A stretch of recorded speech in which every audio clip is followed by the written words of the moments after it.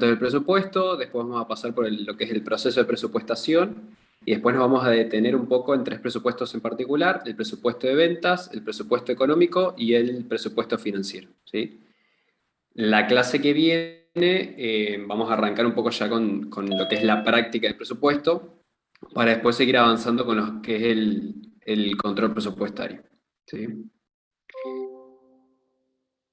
Ya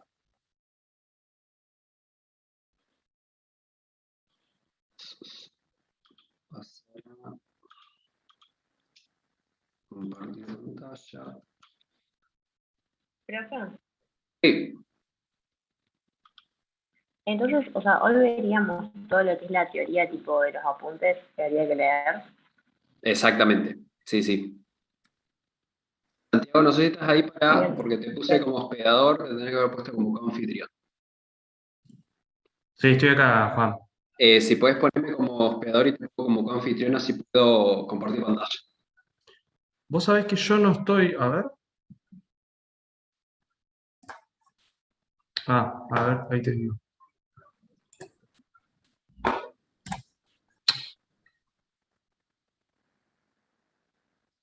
Pásame o poneme como anfitrión a mí o habilitame la opción de compartir pantalla. Como más Ahí está, fíjate si. ahí está. Mm, pero bueno, te puedo poner como. Ah, acá estás, con anfitrión, ahí está. Ahí va. ¿Podés compartir ahora? Sí, ahí sí. Bárbaro.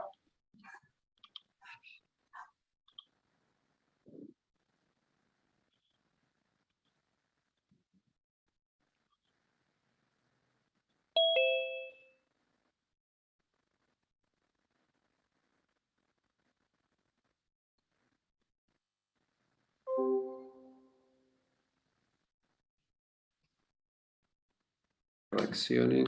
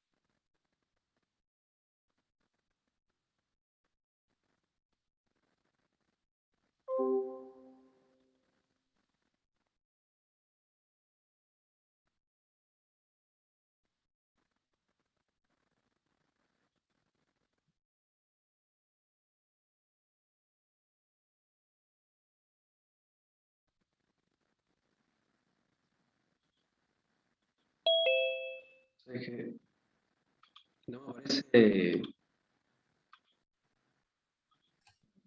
el PDF. ¿Cómo? ¿No te lo abre? Puedo compartir pantalla, pero cuando aparece la ventana para compartir el PDF. No sé por qué. Ustedes lo tienen a mano ahí, chicos, por las dudas, y de última lo van pasando ustedes, porque no sé por qué no. Lo debería permitir. Profe, no sé si soy yo, pero lo escucho todo cortado. Sí, yo lo tengo, Diego. Perdón, Juan. Estoy pensando. Ahora a Sí, ver puedes si lo puedo compartir. Sí, seguramente. No sé por qué no me aparece la opción de compartir el PDF.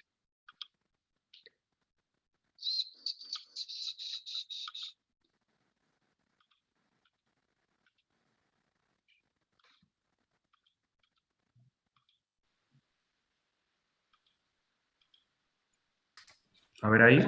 Buenísimo. Espérame ¿Todos lo pueden ver, chicos? Sí, se ve. Sí, Sí, sí. se ve. Bien. Bueno, si puedes pasar a la siguiente, Santiago.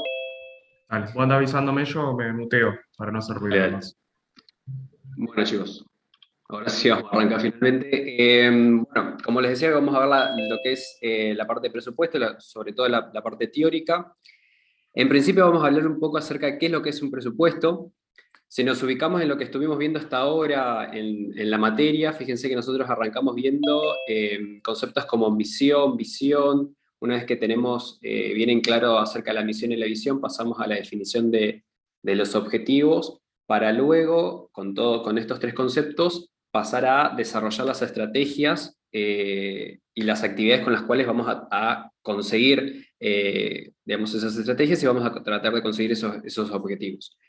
Ahora lo que vamos a tratar de hacer es traducir todas esas estrategias, esas actividades y esos planes de acción, los vamos a tratar de traducir a valores numéricos para poder cuantificar, digamos, esos planes de acción, ¿sí? Entonces, en definitiva, lo que, como dice ahí, un presupuesto es la expresión monetaria de los planes. Cuando nosotros estamos presupuestando, lo que vamos a hacer es hacer como estimaciones, no como en realidad, vamos a hacer estimaciones de ciertas variables, tanto internas como externas de la organización. Y también vamos a, digamos, estimar no solamente cuestiones como podrían ser los ingresos por ventas que vamos a tener, los costos que vamos a incurrir durante el ejercicio, las inversiones que vamos a llevar adelante durante el periodo que vamos a presupuestar, los sueldos que vamos a pagar, sino también que vamos a tener que hacer estimaciones acerca de variables externas a la organización, como pueden ser la inflación, el índice de precios al consumidor, los aumentos de sueldos que puedan suceder durante el periodo que vamos a presupuestar. Si somos una empresa que exporta, quizás también haya modificaciones en los aranceles de exportación. Entonces, básicamente lo que vamos a hacer es eso, estimar variables internas y externas de la organización dentro de un determinado periodo, ¿sí? El presupuesto que nosotros vamos a trabajar es un presupuesto, o sea, lo que vamos a ver en la teoría es un presupuesto integral que está compuesto por tres grandes presupuestos. Por un lado vamos a tener el presupuesto económico, por otro lado vamos a tener el presupuesto, ¿se puede seguir la siguiente filmina, Santiago? Vamos a tener el presupuesto económico, el presupuesto financiero y el balance proyectado. El presupuesto económico, básicamente, no sé si ustedes tendrán, si recordarán lo que vieron en Contabilidad 1 acerca de los estados de resultados, pero básicamente el presupuesto económico es un estado de resultados proyectado, ¿sí? En este presupuesto económico, lo que vamos a ver son los saldos de las cuentas de ganancias y de pérdidas que vamos a obtener, digamos, presupuestando las distintas actividades que vamos a llevar adelante.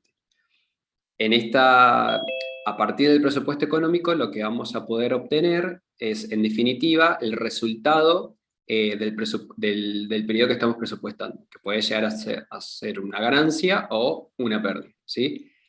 Es muy importante que tengan en cuenta y que revisen los conceptos de las cuentas sobre las cuales vamos a trabajar, porque como les decía, en el presupuesto económico nosotros vamos a trabajar solamente con cuentas de resultado positivo y de resultado negativo, ¿sí? Y cuando nosotros vayamos a registrar digamos, las operaciones en el presupuesto económico, vamos a tener en cuenta lo que es el criterio de lo devengado. No sé si recordarán también los conceptos de criterio de devengado y percibido. Sí. Perdón, se me cortó. Dijiste que hay que tener en cuenta qué pasivos y activos no escuché. No, para el presupuesto económico lo que vamos a tener en cuenta son las cuentas de resultado positivo y negativo, las cuentas de resultado. ¿Sí? Y el criterio que tienen que tener en cuenta para registrar las operaciones es el criterio de lo devengado. No sé si recordarán de contabilidad 1, el criterio de devengado y lo percibido, pero el criterio de lo devengado lo que dice es que vamos a registrar en el momento en que se produjo el hecho económico, ¿sí? Que luego produjo alguna obligación o algún derecho, ¿sí? Contrario a lo que dice el criterio de percibido, que es el criterio que utilizamos para el presupuesto financiero, que dice que nosotros vamos a registrar la operación en el momento en el cual efectivamente hacemos el pago de la obligación o el cobro de algún derecho, ¿sí?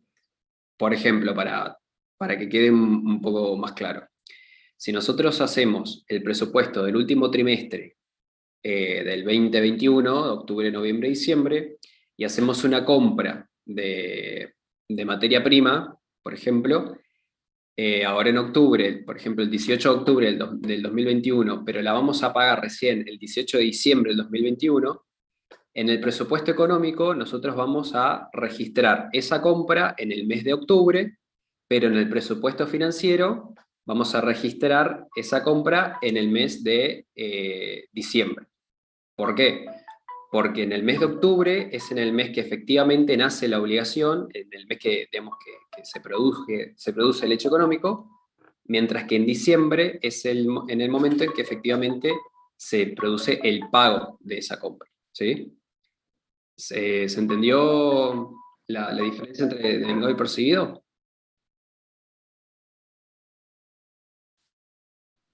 Sí, se entendió. Sí, ¿Sí? profe. Perfecto. Esto es muy importante que tengan en cuenta y que lo tengan bien en claro a la hora de hacer los presupuestos, tanto económico como financiero. Por otra parte, el presupuesto financiero, como dice ahí, es una proyección de ingresos y egresos de fondos que va a suceder, digamos, dentro del periodo que nosotros estamos presupuestando. Y en este caso, el resultado que nos va a brindar el presupuesto financiero es la existencia de superávit o déficit de fondo durante el periodo que nosotros estamos presupuestando, ¿sí? Y por último, el presupuesto integral. Bueno, y como dije, el presupuesto financiero, vamos a tener en cuenta el criterio de lo percibido para llevar a cabo las registraciones de las operaciones. Y por último, el presupuesto integral también se Profe. conforma... Sí, Disculpe, ¿puede repetir lo que arroja el presupuesto financiero? el presupuesto financiero lo que arroja es el superávit o déficit que se va a obtener durante el periodo que vamos a estar presupuestando. ¿Sí? ¿Se escuchó bien? Sí, profe, ¿y ahí se utiliza en cualquier cuenta? Ahí solamente lo que vamos a tener, o sea, ya no diferenciamos entre cuentas de pasivo, activo o de resultados, sino que ahí vamos a tener en cuenta las cuestiones que fuimos pagando, cobrando los ingresos y los egresos de fondo durante el periodo.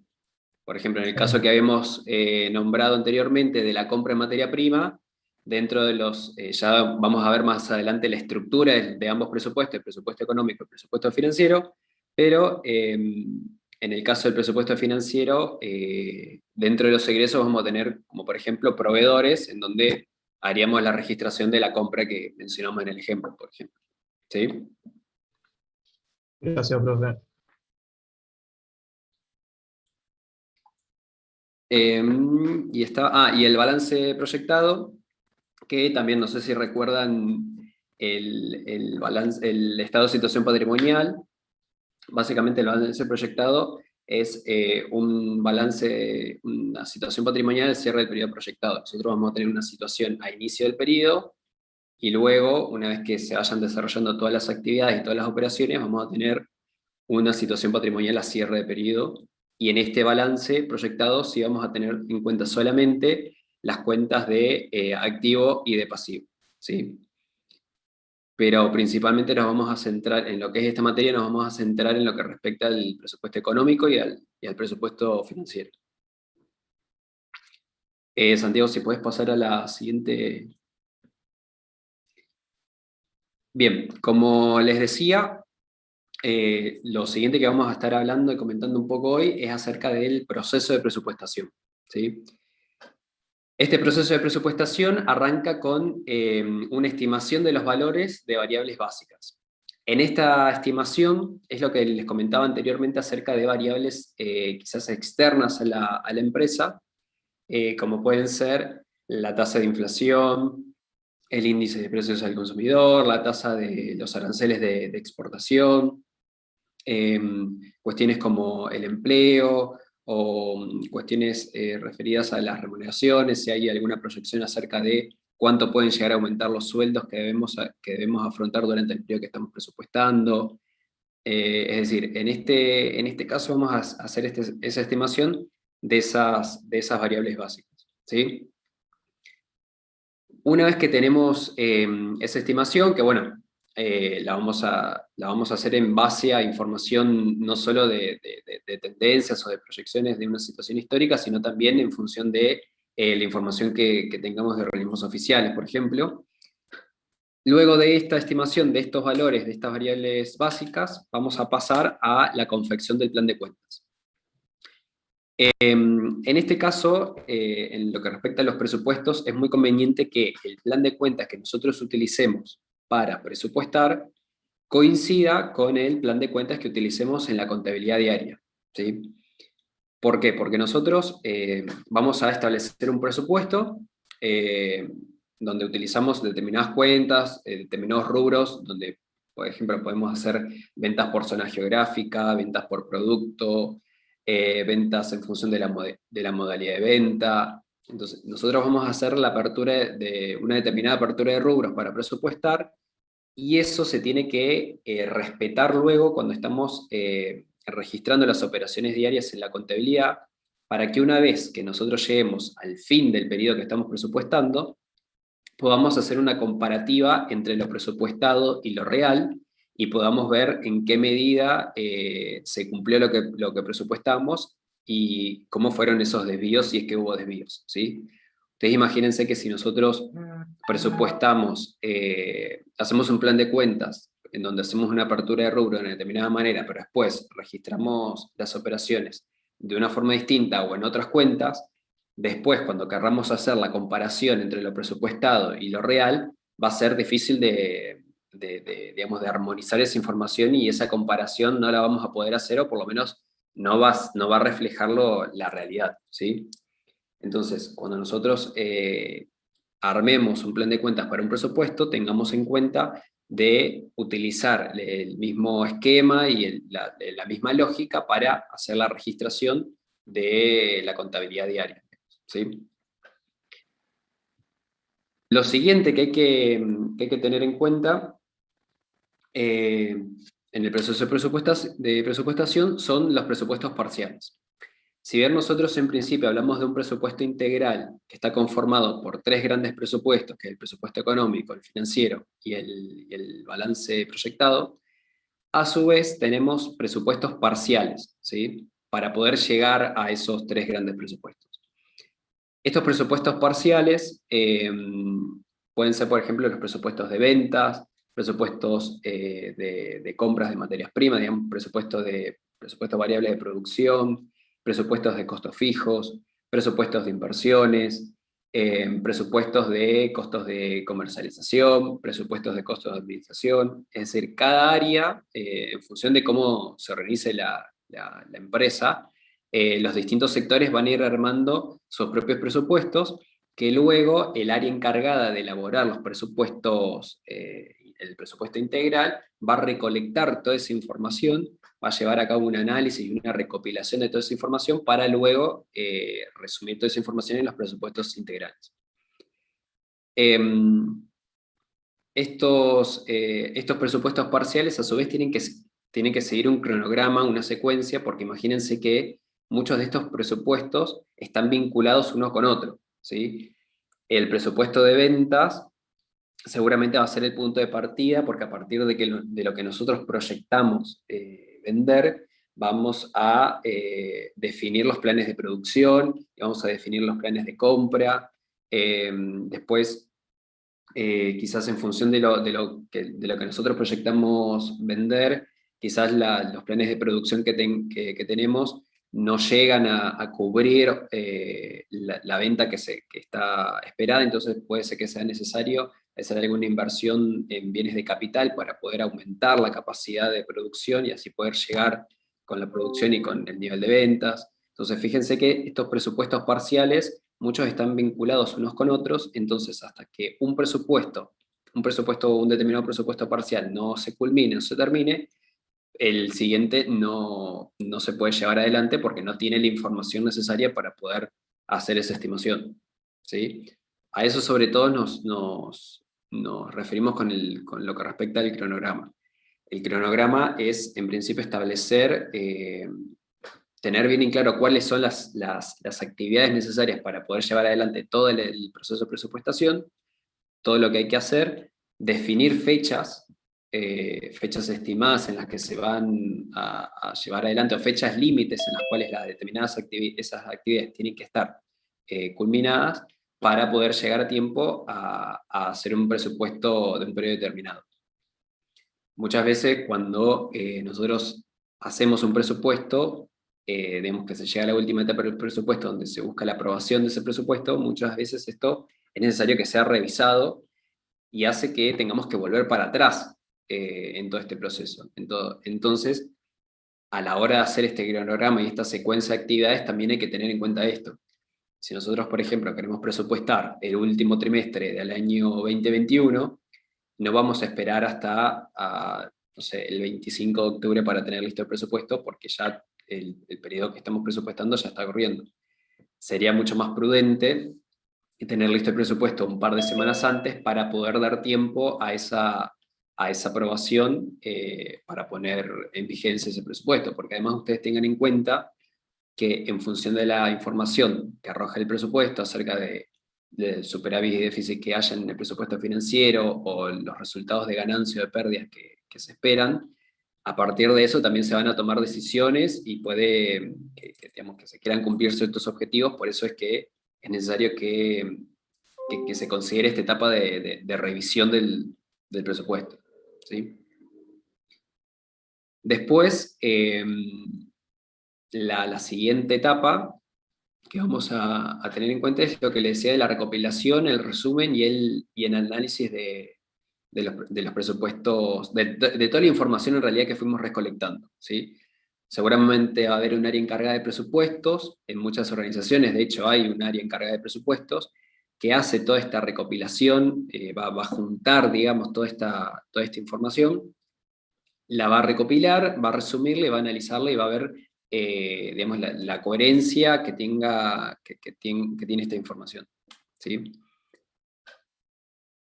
Una vez que se hace toda esta recopilación, este resumen... Sí. Perdón, esa información que decís que se va recolectando es la que va surgiendo a partir de los presupuestos parciales, digamos. Exactamente, sí. Esta información es lo que es, digamos, porque como decía antes, cada sector encargado de hacer los presupuestos parciales va a ir, digamos, dando la información para que luego el área de presupuesto encargada de llevar adelante el presupuesto integral lo lleve a cabo, ¿sí?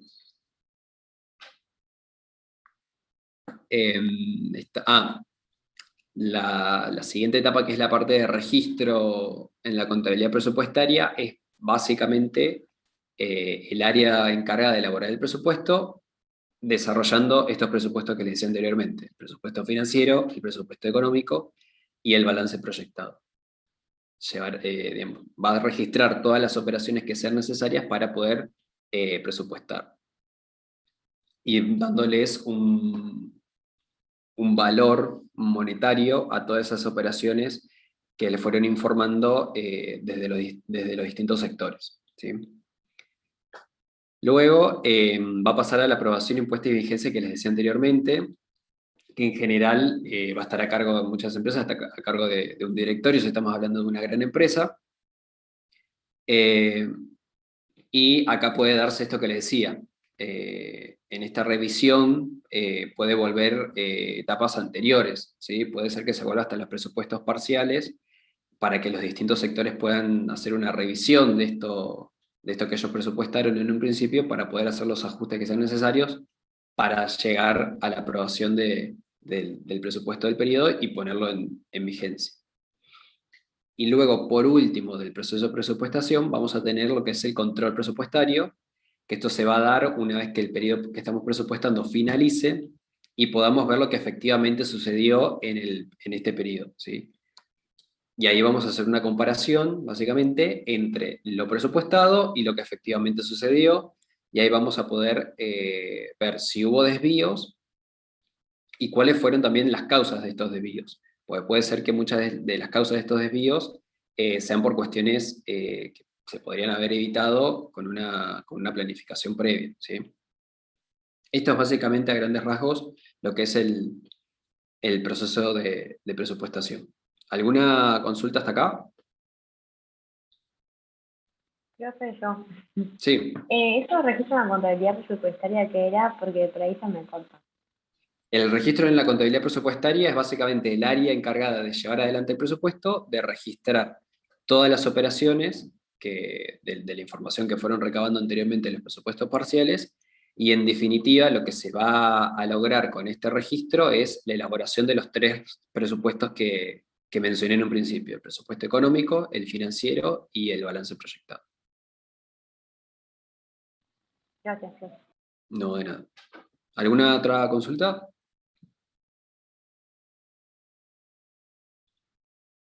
No, ¿Vamos bien? profe. ¿No? ¿Vamos bien? ¿Se escucha bien por las dudas? Porque veo que a algunos se le corta y no sé si será mi internet Sí, se o... escucha bien, Sí, sí, se profe. escucha ¿Se bien. escucha bien? Bien. También estoy hablando un poco rápido, chicos, avísenme, pues yo soy de hablar rápido. Si ustedes ven que hablo muy rápido, me paran, no hay problema. Bueno, ahora lo que vamos a hacer es adentrarnos un poco en estos tres tipos de presupuestos que vamos a ver más en detalle. En principio vamos a ver un poco el presupuesto de ventas, y luego vamos a pasar a hablar un poco sobre los presupuestos económicos y el presupuesto financiero. Si alguien quiso hacer una pregunta por los dos.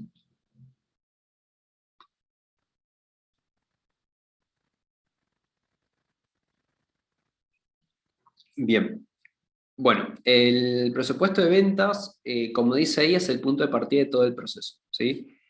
En función de lo que la empresa quiera vender en un determinado periodo, a partir de ahí, de lo que planifique vender, se van a ir planificando todo el resto de las actividades que se llevan adelante en la empresa, ¿sí? Si nosotros queremos llegar a vender una determinada cantidad de productos en 3 meses, hay que empezar a planificar todas las actividades que son necesarias para poder llegar a ese objetivo, ¿sí? Ya sea desde las partes de producción, quizás nosotros queremos llegar a un determinado nivel de ventas, y para llegar a ese determinado nivel de ventas tenemos que organizar el proceso de producción, quizás tenemos que, no sé, organizar más turnos de producción de los bienes que estamos vendiendo, quizás necesitamos un poco más de inversión en publicidad, en promoción. Quizás tenemos que modificar los canales de distribución, capaz que tenemos que agregar algún tipo de modalidad de venta. Entonces ustedes piensen que a partir del nivel de ventas al que la empresa quiera llegar, es que se planifica todo lo necesario, todas las actividades necesarias para poder llegar a ese objetivo. Los componentes a tener en cuenta a la hora de elaborar este presupuesto de ventas van a ser, como dice ahí, la venta normal, los productos nuevos lanzados, los productos nuevos a lanzar y los negocios especiales. Lo que es la venta normal se trata de todos aquellos bienes y servicios que la empresa ya tiene instalados en el mercado, ¿sí? Básicamente lo que tiene que hacer la empresa acá es estimar cuánto va a vender de esos productos que ya tiene instalados en el mercado en el periodo que estamos presupuestando. Muchas veces, si cuando nosotros hicimos el estudio de las variables básicas, no hay grandes cambios en lo que respecta a el índice de precios, o también hay que tener en cuenta cuestiones como la preferencia de los consumidores, la participación de mercado, etc. Si no hay grandes cambios en lo que respecta a esas variables básicas que estudiamos en un principio, seguramente la estimación de esta venta normal de los productos ya instalados en el mercado va a ser en función de lo que sucedió en periodos anteriores, ¿sí? Nosotros vamos a analizar qué tendencia se fue sucediendo en periodos anteriores y, repito nuevamente, si no hay nada que nos indique que va a pasar otra cosa, si no hay una otra variable que veamos que pueda llegar a modificar esa tendencia, seguramente vamos a seguir con esa misma tendencia.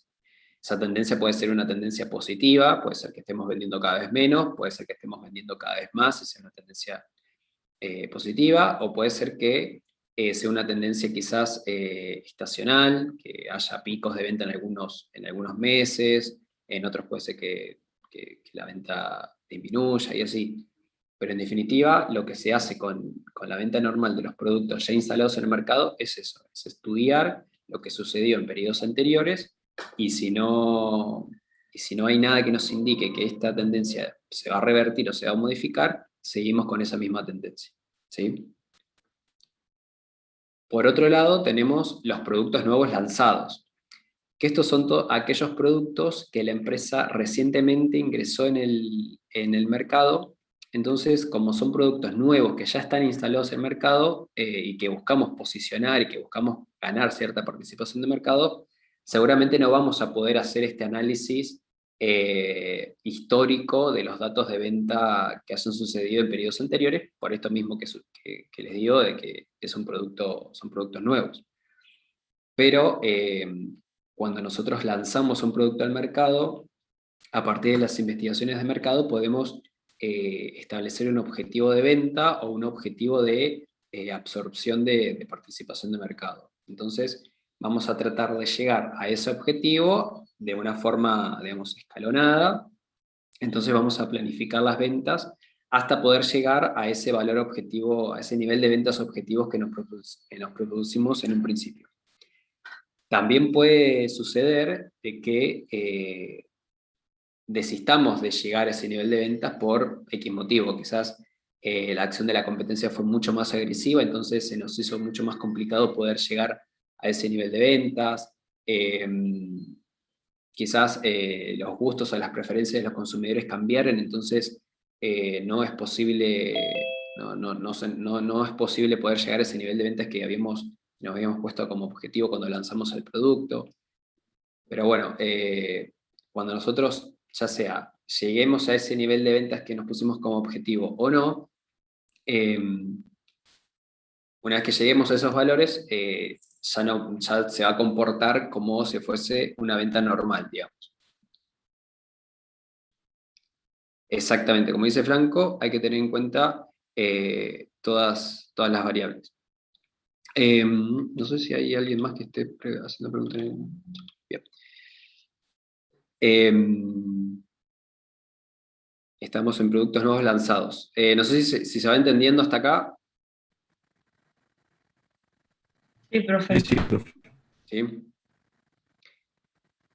Después lo otro que vamos a tener en cuenta a la hora de hacer el presupuesto de ventas son los productos nuevos a lanzar, que en este caso son productos que no están en el mercado en este momento, sino que la empresa puede estar planificando el lanzamiento de algún nuevo producto dentro del periodo que estamos presupuestando.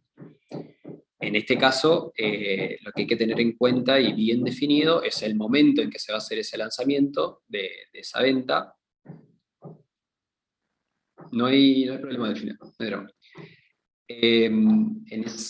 Me perdí entonces. Lo que hay que tener bien definido, si querés volver atrás, Santiago, no hay problema. Lo que hay que tener bien definido en el caso de los productos nuevos a lanzar es el momento en que vamos a hacer el lanzamiento del producto al mercado. ¿Por qué? Porque no es lo mismo si nosotros estamos presupuestando todo un año, no es lo mismo hacer la estimación de ventas si nosotros vamos a vender a partir de marzo que si vamos a vender a partir de agosto. Entonces es muy necesario que ese momento, ese lanzamiento, esté bien definido para poder estimar las ventas a partir de ese momento. Y luego, como es un producto nuevo, obviamente no vamos a tener datos históricos, entonces sí o sí el nivel de ventas objetivo va a ser lo que resulte de las investigaciones de mercado que se hayan llevado adelante previamente cuando se hizo el estudio de lanzamiento del producto, ¿sí? Entonces, estas son las dos cosas más importantes que hay que tener en cuenta cuando queremos presupuestar las ventas de productos nuevos a lanzar. La fecha en la que nosotros estimamos lanzar el producto y además lo que haya resultado de la investigación de mercado para poder establecer el nivel de ventas en ese periodo. Después, lo último que vamos a tener en cuenta en lo que es el presupuesto de ventas son los negocios especiales. Que estas son, digamos, no forman si bien forman parte de la actividad de la organización, pero quizás no la actividad principal. Pero que igualmente hay que tener en cuenta, hay que, digamos, planificarlas para que sean igualmente rentables. Esto puede ser, por ejemplo, una empresa que quizás tiene bajos o valores de exportación muy bajos, entonces lo puede estudiar como un negocio especial, o si, por ejemplo, hacemos algún tipo de tercerización de servicios, por ejemplo, cuando tenemos capacidad ociosa en la producción. Pero bueno, son cuestiones que hay que tener en cuenta de todas formas, por esto que le decía, para que igualmente sea un negocio rentable. Hola Diego, ¿cómo andás? Hola, ¿cómo andan Juan? ¿Cómo andan chicos? Bien, bien. Buenas tardes. Hola Diego, ¿cómo va? Buenas tardes. Hola, buenas tardes. Santiago, ¿Cómo va? ¿cómo andan? Marcela. Hola Tal, Marcela. ¿cómo andan? Marcela, ¿querías aprovechar a comentar lo del TP? ¿Ahora? Bueno, no interrumpo la clase justo ahora. No, como te veía ahí, digo, si Como ustedes querías. quieran. Bueno, quieren dejar de compartir un segundito. Vamos a hacerlo muy breve. Bueno, ahí corto.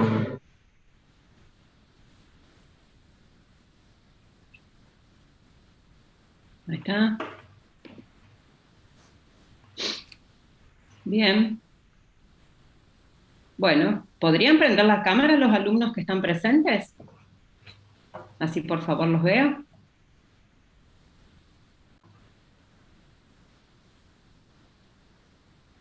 Ahí está. ¿Cómo les va? ¿Todo bien? Por suerte. Bueno, me alegro.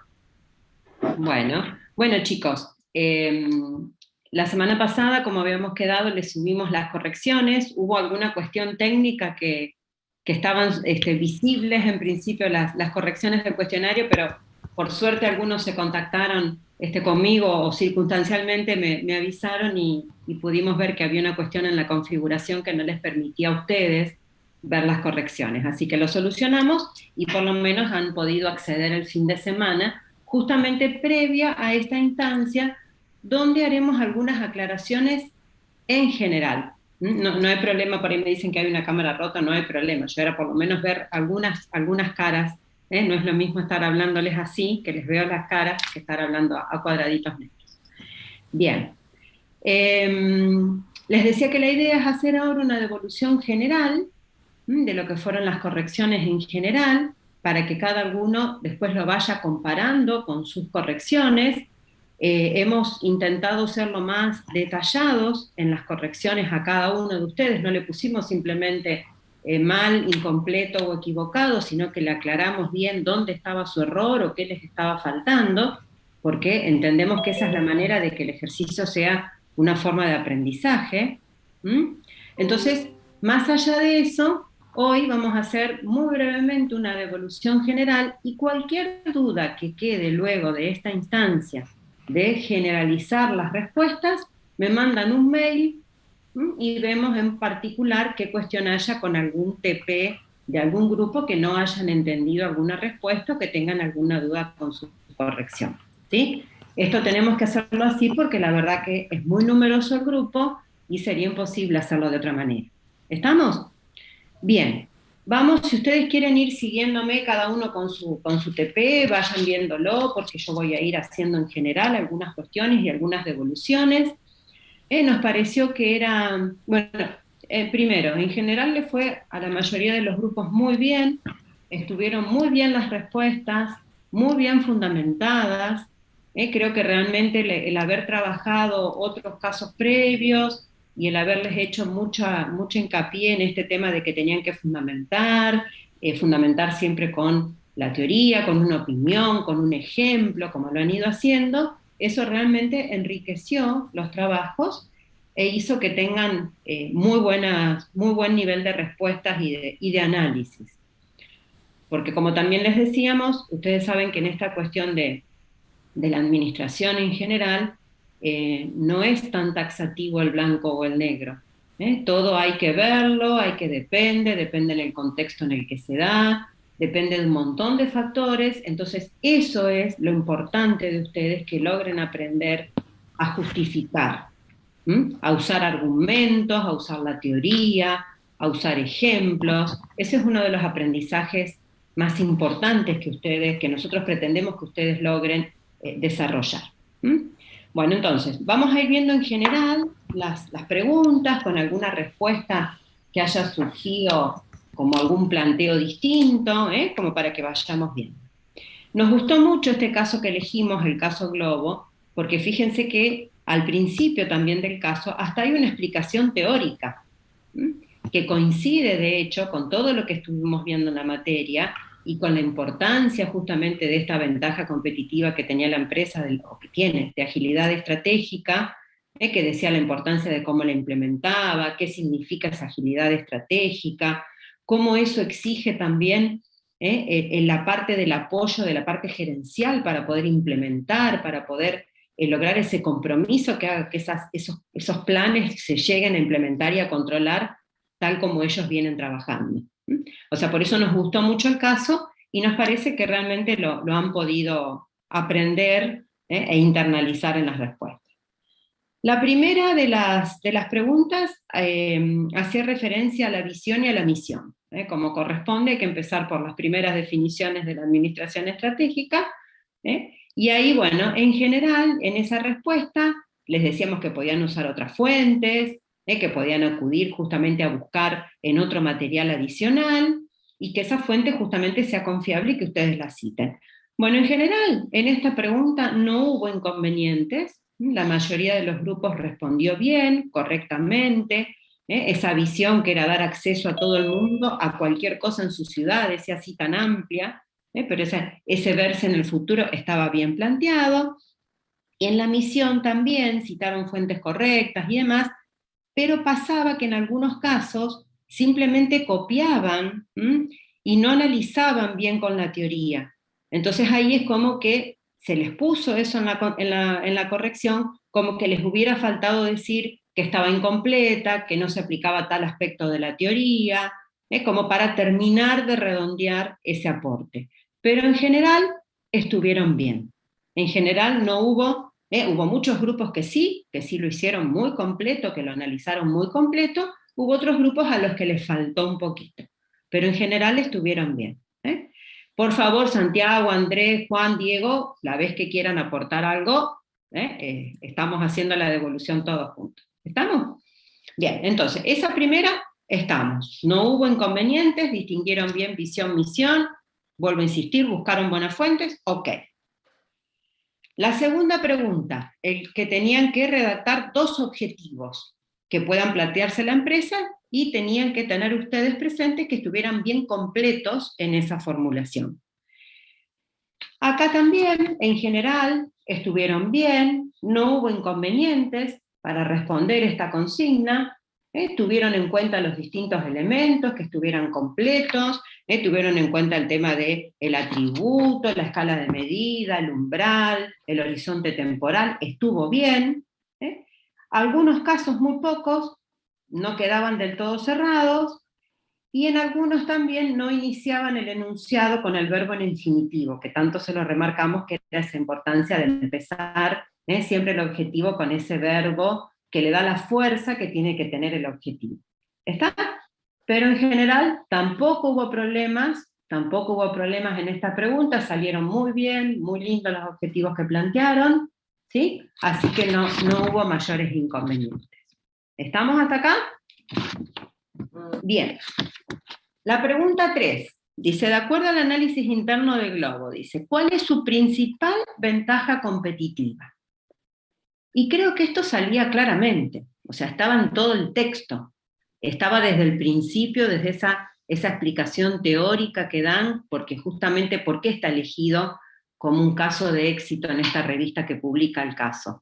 Porque tienen una ventaja competitiva muy importante, muy destacada, que hace que se traduzca en ese éxito tal vez en el negocio que les permite escalar, que les permite crecer y demás.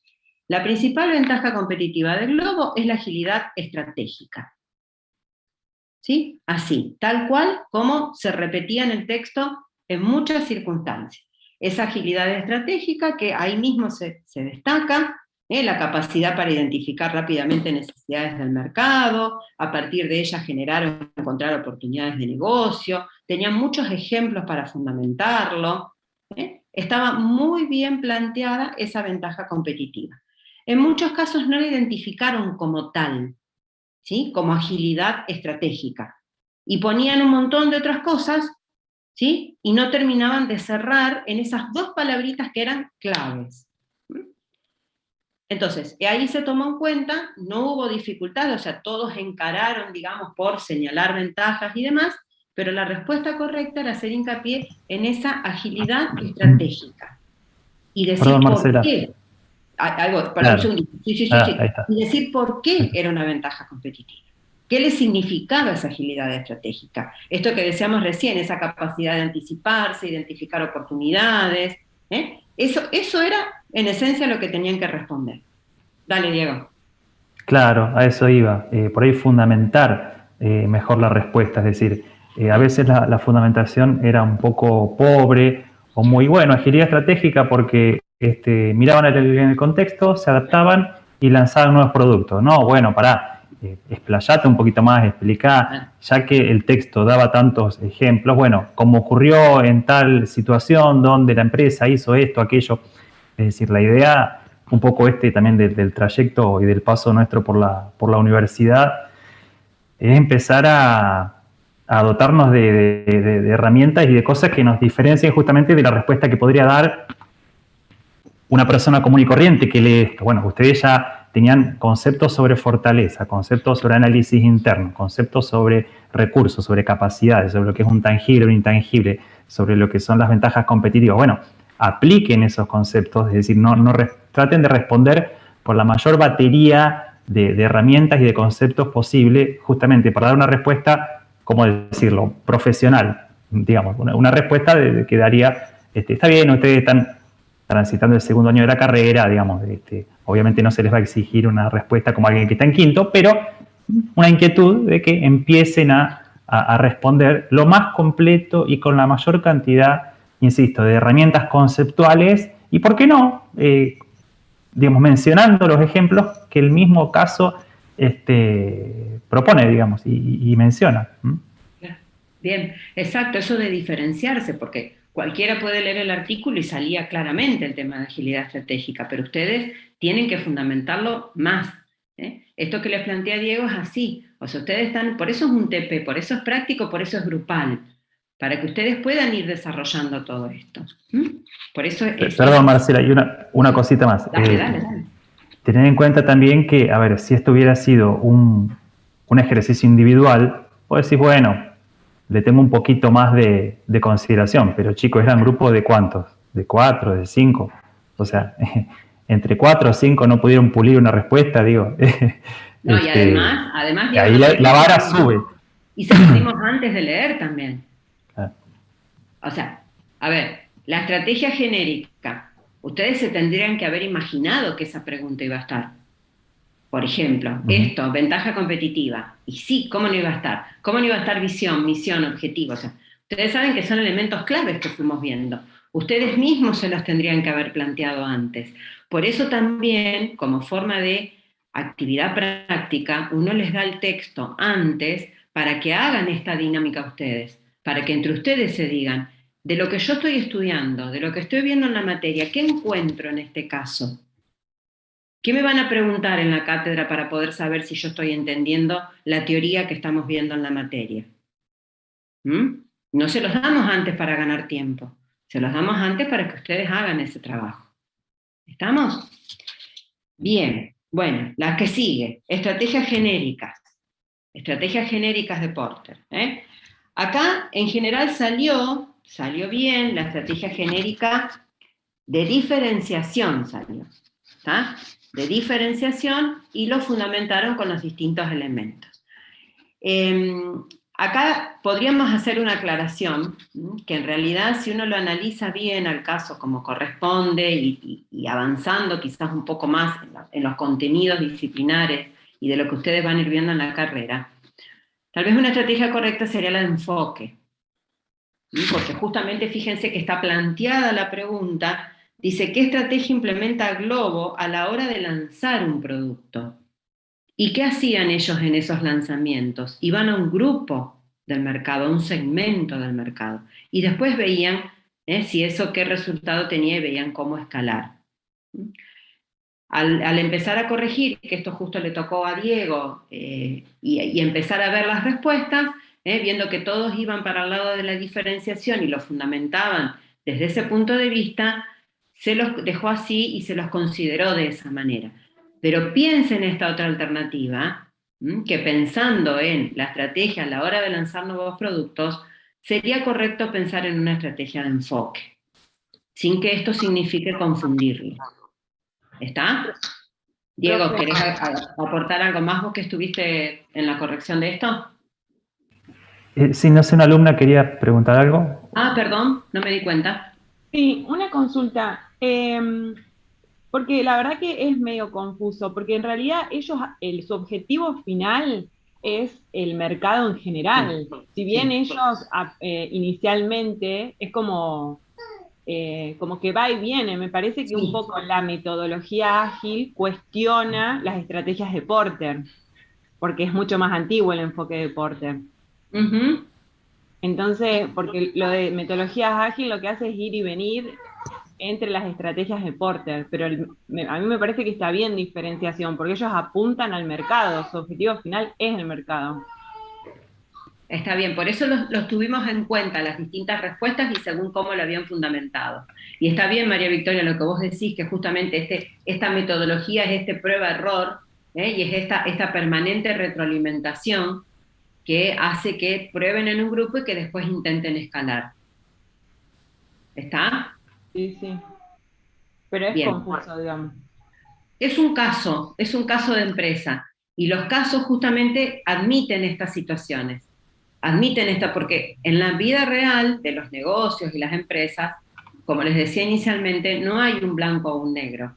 Hay que tratar de entender, de fundamentar, de argumentar, de discutir y decir, esto es así, por lo que entendemos desde este punto de vista, o si nos basamos en esta consideración, como vos planteabas muy bien, de esta nueva metodología, y capaz que no termina de cerrar con estas estrategias tan taxativas de Porter.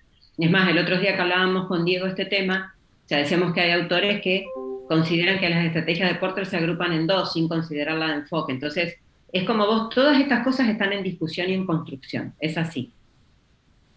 Sí, lo que hubiera sido inaceptable es que digan liderazgo en costos, digamos, obviamente, pero como no fue el caso, está bien. Exacto. Todas las otras se trabajaron en función de los argumentos. ¿Está? De la justificación que dan, claro. De los argumentos y la justificación. Exacto. Bien, pero muy bien, María Victoria. Bien. Bueno, ¿qué otra más? Bueno, justamente, siguiendo con este tema de la metodología, de que ellos probar qué funciona y luego escalar. ¿Cuál era la fase del proceso justamente de elaboración de la estrategia o el proceso de administración estratégica a la cual ellos le daban más importancia? Y acá, en general salió lo que era la respuesta correcta, que era la última fase, la última fase de evaluación de resultados, donde ahí justamente se supervisan los avances, se evalúa el desempeño y se emprenden medidas correctivas o no. En este caso, ¿qué hacían como resultado de esa evaluación del desempeño? Decidían escalar, con eso que habían tenido un buen resultado, o no, como en el caso de muchos fracasos que también habían tenido o que habían detectado. O sea, esa última fase de evaluación del desempeño era clave para el caso de su metodología de trabajo. Es esta agilidad estratégica que decíamos como ventaja competitiva que ellos tienen, lo que los lleva a tener que innovar de manera permanente, arriesgarse en nuevos productos, pero la necesidad de medir ese desempeño y recién ahí pensar en escalar en esos entornos tan competitivos, tan inciertos y tan turbulentos en los que trabaja la empresa. En general, en esta pregunta estuvo muy bien. Hubo uno o dos grupos que pusieron la fase de implementación, porque consideraron como que esa prueba era la implementación del producto, y en realidad no estaba, no era la correcta, pero bueno, consideraron que en realidad la prueba la tomaban como una implementación, pero era ya el lanzamiento, no era justamente para medir los resultados. Ese test, y había otros que no fundamentaban bien y no destacaban la importancia de esa última fase, solo mencionaban el test y no mencionaban lo fundamental, que era medir ese resultado para responder o no a los procesos de cambio. Tendrían que haberlo vinculado con la respuesta anterior. Bien. La otra, que era cadena de valor, esta les generó algunas cuestiones, sobre todo preguntaban y consultaban mientras estaban resolviendo el caso.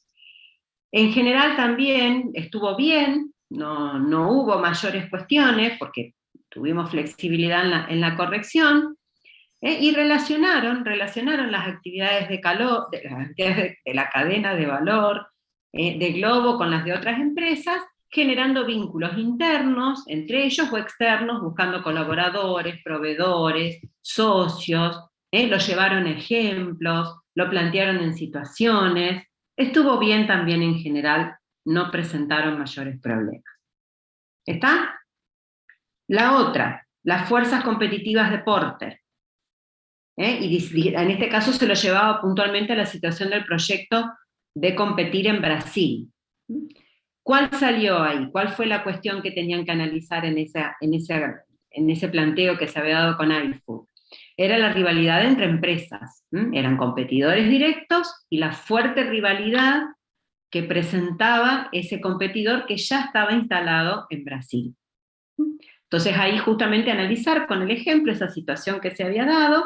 No hubo dificultades en estas respuestas, todos lo identificaron bien. Algunos solamente ponían competidores directos y no señalaban la rivalidad o el grado de rivalidad de esos competidores. Hubo algún grupo que lo consideró iFood como un sustituto, y no era así, sino que era un competidor directo, pero no hubo otra cuestión. Un grupo puso poder de negociación de los proveedores, porque consideró que no iba a poder trabajar con los proveedores, pero no era la mayor o la amenaza más fuerte a la cual se enfrentaban en Brasil, que era la rivalidad de ese competidor directo. Bien, y la última, que un poco es el cierre de todo esto que veníamos mencionando, justamente está planteada ahí como cierre porque la idea era que ustedes lograran, después de haber analizado todas estas preguntas anteriores, darse cuenta realmente cuáles eran fortalezas, cuáles debilidades, cuáles oportunidades y cuáles amenazas. Se les planteaba esta última pregunta como cierre, vuelvo a insistir, para poder terminar de entender este caso de empresa. La fortaleza, la que sí o sí tendría que haber salido, era la agilidad estratégica, era su ventaja competitiva. Eso era lógico viniendo del mismo razonamiento del ejercicio. Hubo algunos grupos que lo pusieron, lo identificaron, pero bueno, algunos han confundido algunas cuestiones internas con externas, otros definieron o pusieron como fortaleza innovación y creatividad, está bien, pero bueno, no en todos los casos pusieron o identificaron como fortaleza la ventaja competitiva, que era una de las cuestiones más importantes para destacar. Pero después ¿No hubo alguna otra cuestión que se les ocurra ahora que hayan corregido ustedes que quieran comentar en particular? Pero en general no hubo tampoco inconvenientes en estas preguntas, en esta última como cierre. Vinieron bien, algunas confusiones aisladas, pero en general no hubo mayores inconvenientes en ninguno de los casos que se mandaron. Bien. Nosotros quedamos muy contentos como profesores con el trabajo. Nos gustó, sabemos que no se conocían a lo mejor entre ustedes en los grupos y han podido trabajarlo bien, con lo cual eso también es un valor agregado importante, el poder llegar a consensuar ideas con compañeros de estudio, no con amigos, que es lo que pasa en un trabajo, cuando nos toca consensuar ideas con nuestros compañeros de trabajo. Entonces está bueno también que hayan podido avanzar en ese sentido. ¿Alguna pregunta en general? Será bienvenida en este momento. ¿Alguna cuestión en particular? Como les decía antes, me escriben por mail y yo después se las respondo. Algunas cuestiones perdón, antes de darles lugar a ustedes, algunas cuestiones que me preguntaron ya por correo del fin de semana. El TP se aprueba con 70 puntos, que es el porcentaje de aprobación, 70 puntos. Los que están por debajo de ese puntaje no aprobaron este TP, por lo tanto no estarían en condiciones de regularizar la asignatura. Lo cual, por favor, no quiere decir que vayan a dejar de cursar, en absoluto. ¿Está? Porque lo que tienen que hacer después es rendirla como libres. No afecta, lo importante es que sigan cursando, porque ahora viene toda la parte práctica, que ya escuché que estaban empezando a ver con Juan, y es muy importante que la cursen, es muy importante que hagan la parte práctica, por más que no puedan hacer el segundo TP. Además, ya el estar en contacto con la cátedra, ya nos conocen, no es otra la metodología que podamos después tener en una consulta, ya ustedes ya saben cómo se va a evaluar y demás. O sea, no dejen de cursar, por más que no tengan la posibilidad de regularizar. ¿Está? ¿Alguna pregunta en general? No sé, perdón. El final, en caso de ser regulares, eran las unidades de 1 a 5, ¿no? El final son todas las unidades teóricas, para el regular, me estás diciendo, ¿no? Sí. Menos la parte práctica que va a entrar en el segundo TP. ¿Esos 6, 7 y 8 puede ser? Ya, después lo que ustedes les digamos que entra en el segundo TP y se evalúa en el segundo TP, eso no se va a tomar en el final. ¿Sí? Va a haber que esperar. No, por favor. ¿Por qué les hago mucho hincapié en esto? Porque por ahí nos puede pasar, no sé, que haya algún tema que no se haya alcanzado a desarrollar bien y no se pueda dar, bueno, va a entrar al final. Los temas que se evalúen en el segundo TP, no, para aquellos que lo rindan bien y queden regulares, no van al examen final. ¿Sí? Bien. ¿Alguna otra pregunta? Si no, siguen con el tema de hoy. ¿Está? ¿Estamos? Está todo bien. Bueno, listo entonces.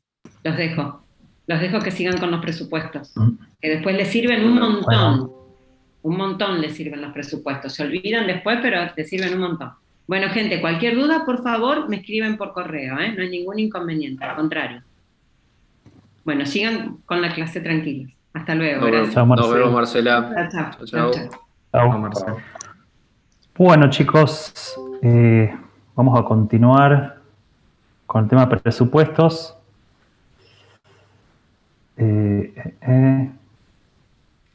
Vamos a ver si puedo compartir pantalla.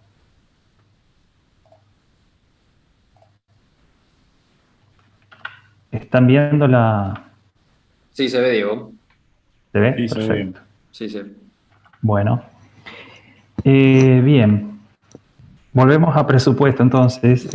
Muy clara me pareció, Juan, tu presentación y los temas que planteaste. Juan los metió un poquito en tema, digamos, más de la parte teórica, vamos a decir. Y ahora vamos a ver un poquito más lo práctico de lo que sería la presupuestación, como dijimos, de lo económico versus lo financiero. Recuerden que todo, bueno, se lo comentaste, Juan, todo el material de la Volpe está disponible en el entorno, así que, bueno, todos los que le comentó Juan lo van a poder tener de manera completa y digamos, bibliográfica ahí en el entorno. Como siempre les decimos, lo que acá hacemos es un pantallazo, una presentación de los temas y, bueno, obviamente después, para profundizar están los libros, ¿verdad?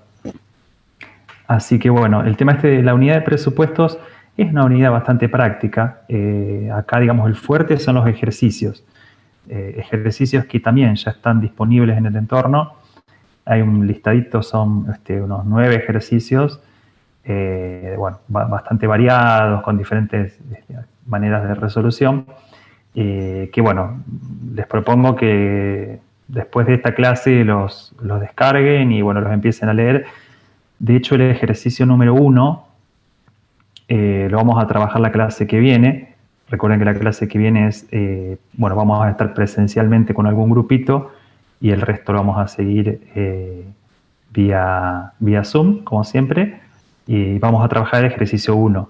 Así que, bueno, ténganlo que les va a resultar bastante importante. Bueno, completando un poco el tema de presupuesto y, como les decía, metiéndonos en la parte un poco más práctica, vamos a ver cómo son las estructuras, digamos, de un presupuesto económico y cómo es la estructura de un presupuesto financiero. Es decir, a la hora de que ustedes tengan que plantear un ejercicio justamente y plantear un presupuesto con números, ¿cómo lo armarían? Es decir, ¿cómo empezarían a hacer eso? El presupuesto económico tiene básicamente dos maneras o dos estructuras posibles, ¿no? Una que es tradicional, entre paréntesis dice de terceros. Esta es la estructura que, por ejemplo, se piden para lo que son los balances, los estados contables, lo que es, por eso se dice información para terceros, porque es como normalmente se presenta la información de manera legal, donde partiendo de las ventas y restando el costo de las mismas, llegamos a una utilidad bruta. Esta utilidad bruta se le restan los gastos de tipo comercial, administrativo, financiero y se llega a un resultado operativo, y restando los impuestos se llega a un resultado final. Si alguno de ustedes habrá estudiado costos, también estará familiarizado con esta estructura. Y bueno, esta es la manera, digamos, normal, tradicional de ver la información económica, ¿no? La manera que nosotros, digamos, elegimos para desarrollar los presupuestos es lo que se llama como contribución marginal, que es más de manejo interno. ¿Por qué? Porque tiene, a partir básicamente del criterio de lo fijo y lo variable, es decir, lo primero que tenemos que hacer es decir, bueno, estos costos son fijos y estos costos son variables. Bueno, todos los costos variables se restan de las ventas, igual que se restaban de las ventas del costo de la mercadería vendida, pero en este caso no el costo total, sino solo la parte variable. Entonces, de esa manera llegamos a una contribución marginal. Contribución marginal.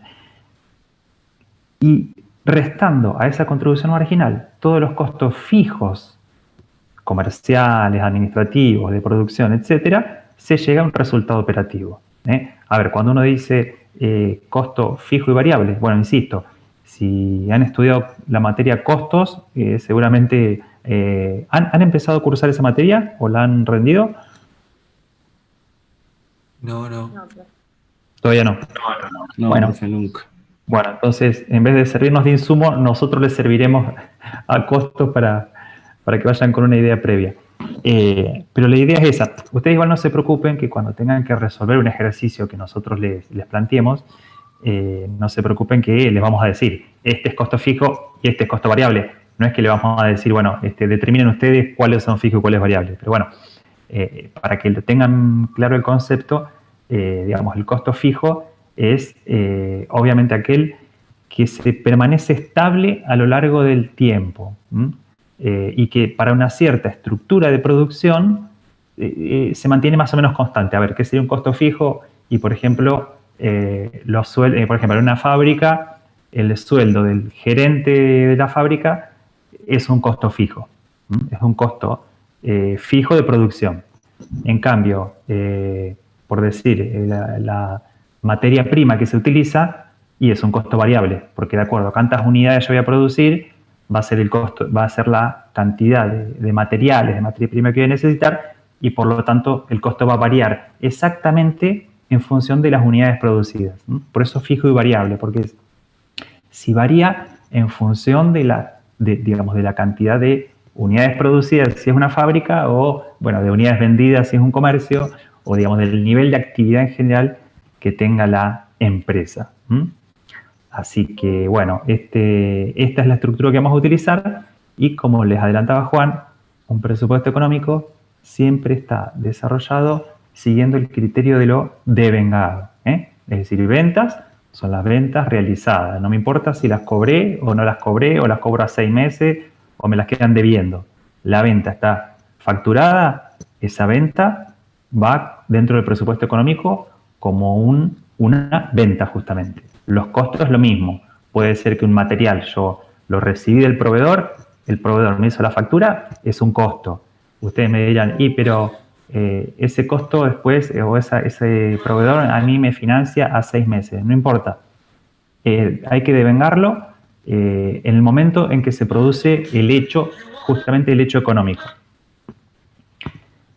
Bien, y tenemos como les decía, como diferencia resultado operativo y un resultado final. Esto es entonces lo que es un presupuesto económico.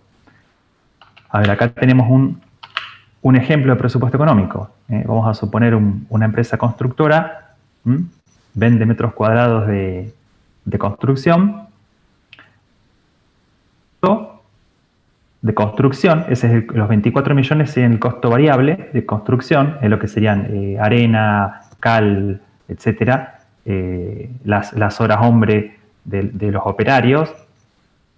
Los costos del proyecto los incluye 1.200.000 como costo variable, y el terreno, por ejemplo, sería un costo fijo. Porque, a ver, en un terreno, vamos a decir, de 15 metros de ancho por 40 de profundidad, ¿por qué es un costo fijo? Y porque yo en ese terreno o puedo hacer o una casa para 5 personas, o puedo hacer un edificio de 8 pisos o 10 pisos.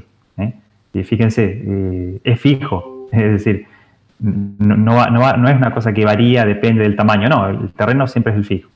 Costos de estructura, que seguramente ahí se incluyen, no sé, el sueldo del arquitecto o el alquiler de la oficina donde trabajan los ingenieros. Bueno, costos de estructura es un costo fijo, y ahí se llega a un resultado operativo, en este caso de 15.091.000, etcétera, y menos los impuestos se llega a un resultado final.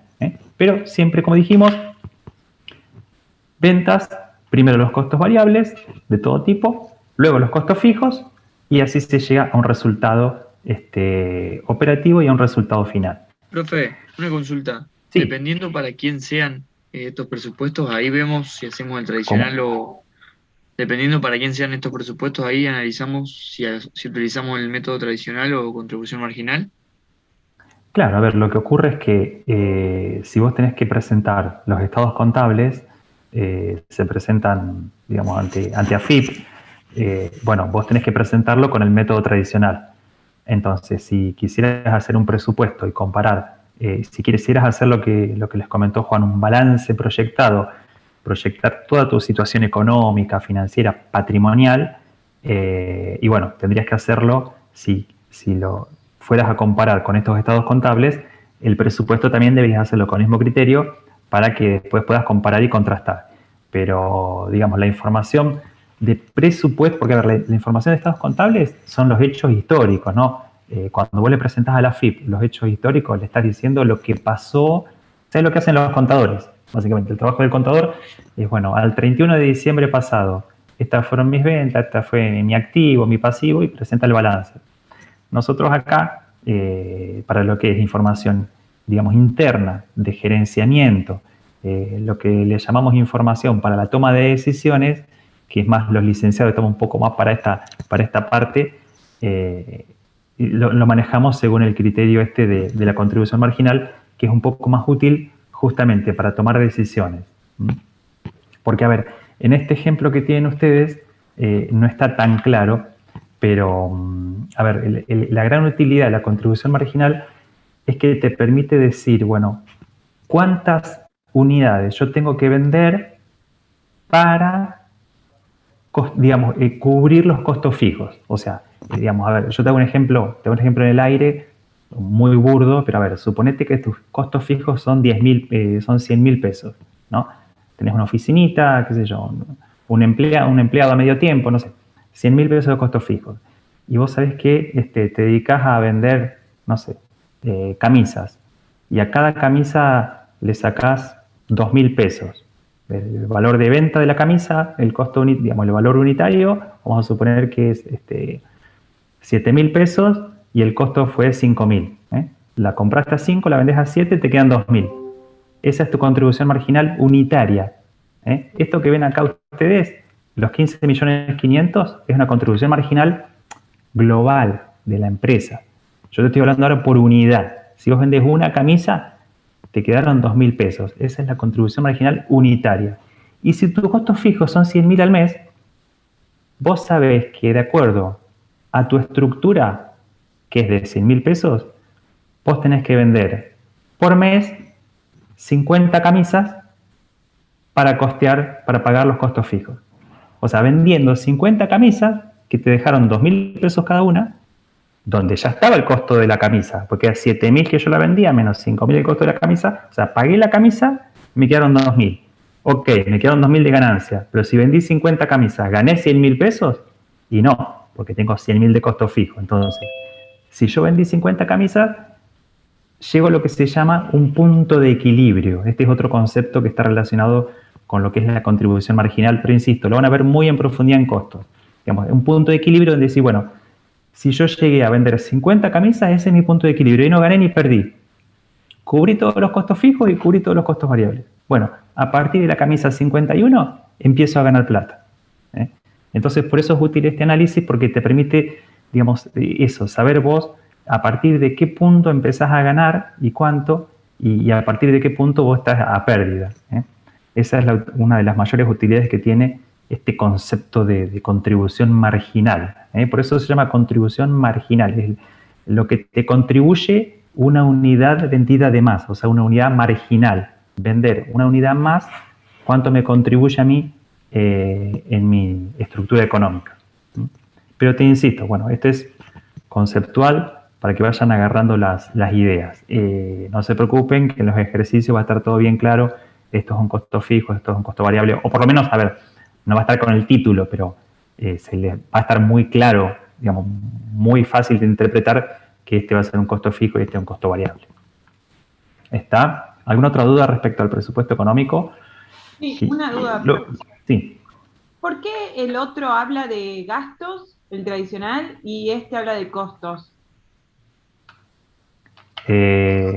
No, bueno, vendría a ser... Sí, lo que pasa es que la contribución marginal divide en costos fijos y costos variables. Y gastos, sí, podría ser costo. La diferencia entre costo y gasto, para los fines de cómo se organiza esta estructura, no es, digamos, importante. Te diría que porque dentro de gastos mete todas las erogaciones y todas las cuestiones que tienen que ver con gastos de la empresa, pero sí, le podría llamar costos también. La verdad que no te puedo decir por qué uno es gasto, por qué otro es costo, pero sí, la FIP le llama gastos. Son costos en realidad, todos los gastos son costos, a ver, son dos maneras de hablar de lo mismo. Diego, por ahí para aportar un poco, los gastos son, por ahí se le dice a esas erogaciones que se hacen habitualmente en la empresa y por ahí lo tienen más relacionados con el tema de la producción, como para que quede un poco más claro. Sí, pero vos pensás bueno, que esa esa estructura... En este tema... Sí, quiero decir, esa estructura tradicional, Santiago, no te olvides que también se utiliza para empresas y para fábricas, o sea, y también le llaman gastos.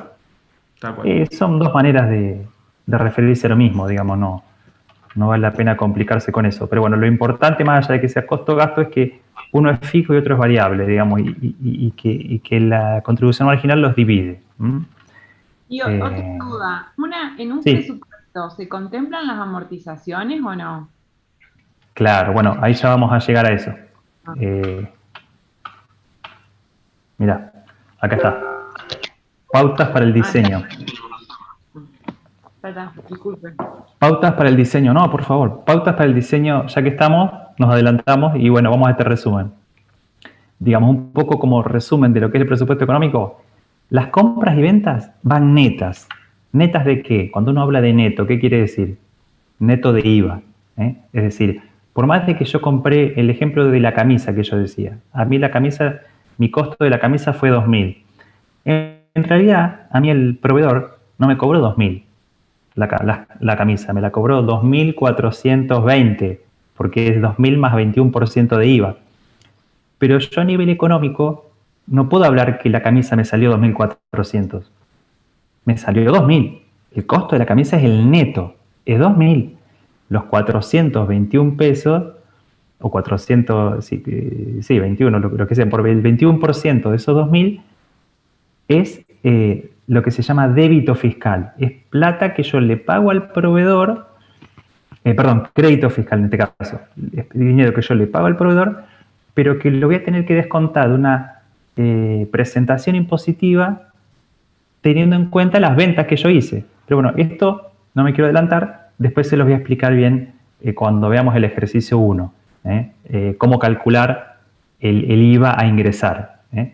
Pero bueno, como primera cuestión sepan esto, que en el presupuesto económico no existe el IVA, porque vale, como concepto general o importante que se graben es que el IVA no es un costo. El IVA no es un costo. El IVA es una erogación que se hace, pero que es un crédito fiscal y después tengo que ver cuánto vendí y de ahí ver cuánto le debo a la AFIP, digamos, cuánto IVA compré, cuánto IVA vendí, ahí me queda la diferencia cuánto tengo que pagarle a AFIP o no. Ya lo vamos a ver. Pero bueno, insisto, presupuesto económico es todo neto. El IVA, insisto, no es un costo. El IVA no es un costo. Las amortizaciones. Efectivamente, como comentaba la compañera, las amortizaciones es muy importante incluirlo en el presupuesto económico. En las amortizaciones, como ustedes saben, es algo que se devenga con el tiempo, es la depreciación de los bienes de uso y corresponde considerar, de acuerdo al periodo que se les esté planteando, la cantidad de amortizaciones que correspondan. A ver, si la empresa tiene 120.000 pesos de amortizaciones anuales y ustedes hacen un presupuesto de 3 meses, y bueno, serán 30.000 pesos de amortizaciones, porque son 120.000 al año, 10.000 por mes, en 3 meses 30.000. Es decir, las amortizaciones ocurren todo el tiempo. Son estas cuestiones del devengado, justamente esta idea del devengado. Las amortizaciones se devengan todo el tiempo, día a día. Uno puede calcular las amortizaciones del día de hoy. Así que bueno, las amortizaciones que no son un gasto, es decir, no hay plata, que ustedes saben, es un concepto justamente contable, económico. Yo no estoy gastando plata cuando amortizo, pero es la depreciación de los bienes de uso y hay que considerarla dentro de los costos del económico. Tercer punto. Devengamiento proporcional de ítems. Es decir, el SAC. ¿Qué es el SAC? El sueldo anual complementario, es decir, el aguinaldo, los seguros. Todo, digamos, lo que sean gastos que uno hace y que de alguna manera sirven a todo un periodo, los tengo que calcular en proporción al periodo que yo estoy presupuestando. Insisto, esto se los menciono porque muchas veces los presupuestos no son de todo un año. Muchas veces uno hace un presupuesto trimestral. Entonces, ¿qué quiero decir con esto? Que si uno contrata un seguro, bueno, esto también lo habrán visto en contabilidad, ¿no? Uno contrata un seguro que me cubre contra incendios, que me cubre todo un año, y yo tengo que hacer un presupuesto de 3 meses, bueno, efectivamente, tengo que dividir el costo anual y hacerlo proporcional a esos 3 meses. Entonces, el costo de ese seguro va a estar incluido en un presupuesto económico por los 3 meses que dura el presupuesto. Es decir, así el seguro de incendio se pague en mayo y yo esté haciendo un presupuesto de enero a marzo, no importa, porque me cubre todo el año. Entonces lo tengo que devengar, dividir el costo ese en el año y después calcular para el periodo que yo esté calculando. Eso es una cosa muy importante tener en cuenta en este presupuesto económico. Y bueno, como dijimos, el cálculo de la contribución marginal, el resultado operativo, no olvidarnos de los impuestos a las ganancias, es decir, toda la estructura que les estuve explicando. Es lo que cuando uno ve que un alumno, digamos, resuelve el presupuesto económico y coloca contribución marginal y coloca el resultado operativo y lo hace todo de una manera, digamos, ordenada y armónica, uno entiende que se ha entendido el presupuesto, ¿no es cierto? Profe, ahí no te escuché bien. ¿Qué dijiste que sería la doble G? Impuesto a las ganancias. Impuesto a las ganancias. Bien, esto en cuanto al presupuesto económico. Y el presupuesto financiero, en cambio, a diferencia del económico, como les decía Juan, tiene que ver con todo lo que sea ingreso o egreso de dinero. Es decir, esto es lo que se conoce también como cash flow, flujo de fondos proyectados. Es cuando uno tiene que, esto es lo que muchas veces, no, siempre te exige un banco cuando le pedís un préstamo, que te dice, bueno, tirame el flujo de fondos de los próximos 5 años. El flujo de fondos lo que te va a decir es con cuánto efectivo, con cuánto dinero en caja y en bancos vas a contar al fin de cada periodo. Es bien monetario. Esto acá, a diferencia del económico, que a mí me importaba y me preocupaba, digamos, solo devengar cuando un derecho ocurría. Es decir, yo hacía la venta y la devengaba. Tengo un costo, lo devengo. La amortización la devengo. No, acá es dinero que ingresa y dinero que se va. Es lo único que me interesa. Es decir, si vendo y no cobro, mala suerte, ese dinero no va a estar incluido en el presupuesto financiero. Si compro y no pago, lo mismo. Si tengo que pagar un juicio que perdí contra un proveedor del año pasado, de hace 3 años, y sé que lo voy a tener que pagar durante el periodo a presupuestar, lo tengo que incluir. Y ustedes dirán, pero no corresponde a este ejercicio, pero es dinero que se va a ir. Entonces, justamente el financiero, a diferencia del económico, hay que incluir todo el dinero de caja y bancos que entra y que sale, sin excepción. Entonces, como yo voy a tener que llegar básicamente a un saldo de caja, es decir, cuando ustedes piensen en financiero, piensen en dinero contante y sonante. Entonces, ¿yo de qué parto? Parto de un saldo inicial. El 1 que está ahí arriba es el saldo inicial. ¿Saldo inicial de qué? Y saldo inicial de caja y bancos, la plata que yo tenía al momento 0. Es decir, si yo tengo que hacer un presupuesto financiero de enero a diciembre, bueno, el saldo inicial es la plata que yo tenía en caja y bancos el 1 de enero a las 0 horas. O lo que es lo mismo, el 31 de diciembre anterior a las 24 horas, cuando cerré. ¿Se entiende? Ese es el saldo inicial. ¿Con cuánto dinero comienzo el periodo?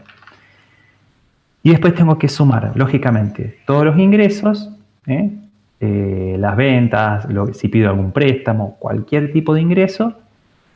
Después resto todos los egresos, compras, proveedores, sueldos, compromisos financieros, impuestos, y llego a un saldo del periodo. Fíjense, el 4 dice 2 menos 3. O sea, los ingresos menos egresos del periodo son, por ejemplo, enero.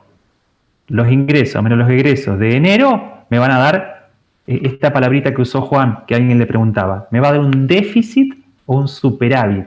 En enero me ingresaron 100.000 pesos, ingresos. Pero tuve que gastar 120.000. ¿Eso qué va a ser?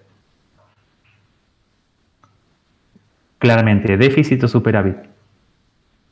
Déficit. ¿Están escuchando? Bien. me estaba preocupando. Obviamente, un déficit de 20.000. Es decir, mi periodo enero va a ser deficitario en 20.000 pesos. En caja y banco me van a faltar 20.000 pesos. Obviamente que hay un saldo inicial, por eso el saldo acumulado, que es 5, es 4 más 1. Es decir, es el saldo del mes, en este caso estos menos 20.000 pesos, más el saldo inicial. Es decir, ustedes me dirán, perdí 20.000 pesos. No es que perdí, tuve un déficit de caja de 20.000 pesos. Pero había iniciado enero, el 1 de enero, con 50.000 pesos. Entonces, ¿cuál va a ser mi saldo del periodo? 4 igual 2 menos 3, ¿cuánto es? Siguiendo este ejemplo. 30. ¿Cuál es el saldo del periodo y cuál es el saldo acumulado? El del periodo es menos 20, va negativo 20.000. ¿Se perdieron? El saldo del periodo dijimos que era menos 20.000. 2 menos 3, dijimos que yo perdía 20.000. Y el saldo acumulado va a ser 30.000, porque es menos 20.000, yo he empezado con 50.000, 50 menos 20, 30 positivo. ¿Se entiende esto? Igual lo van a entender mejor, obviamente, cuando tengan que resolver los ejercicios. Ahí se le van a despejar, espero, las dudas. Bueno, calculo que están un poco cansados también, ya llevamos casi 2 horas de Zoom. Y bueno, la pantallita no es lo mismo que estar en el aula. Cansa un poco más esto, aunque parezca... Profe, una pregunta. Aunque parezca extraño, pero cansa el Zoom. Entonces, bueno, acá tienen un ejemplo de presupuesto financiero.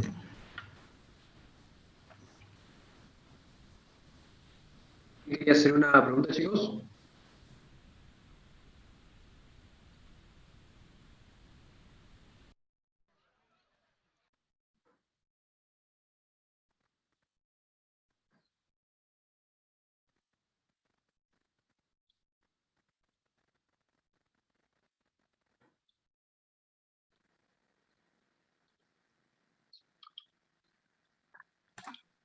Diego, parece que lo perdimos a Diego. Sé que se me había cortado a mí. No, me parece que Sí. Una consulta mientras el profe viene, ¿no? Disculpen la ignorancia, pero ¿por qué solamente se considera el impuesto a las ganancias en el presupuesto económico? Ella te respondo un segundo. ¿Y sobre qué lo calculás? ¿Sobre las ganancias que esperás tener, digamos? Claro, porque ¿se me escucha bien? Sí. El impuesto a la ganancia en este caso es como un estimado del impuesto que se va a pagar al fin digamos, cuando se haga la liquidación. Ahí volvió, digo. Después se tienen en cuenta otros impuestos, como puede ser el impuesto de los ingresos brutos, que eso también en los ejercicios puede ser que le demos un ítem para calcular el impuesto de los ingresos brutos, que generalmente nosotros le damos un porcentaje, una alícuota general, que también va a estar incluida dentro de los presupuestos. No sé si te referías al impuesto a las ganancias como único impuesto que tomamos en cuenta o... Claro, no, como que también se puede haber otros impuestos, digamos. Sí, puede haber otros impuestos. Sí. No el IVA, como les decía Diego, que el IVA no, porque no es un costo, pero sí otros impuestos sí. Bárbaro. Se tienen en cuenta pueden tener en cuenta, por ejemplo, el impuesto a los débitos y créditos bancarios, que es un 0,06% y demás, pero eso se los vamos a dar.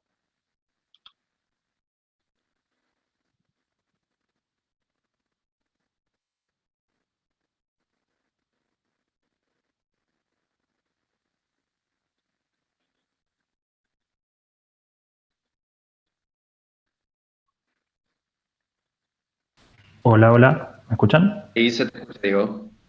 Ok, no sé qué pasó. Me sacó y, bueno, ahora me muestra una pantalla medio rara, no me está mostrando los iconos de micrófono y demás, pero bueno.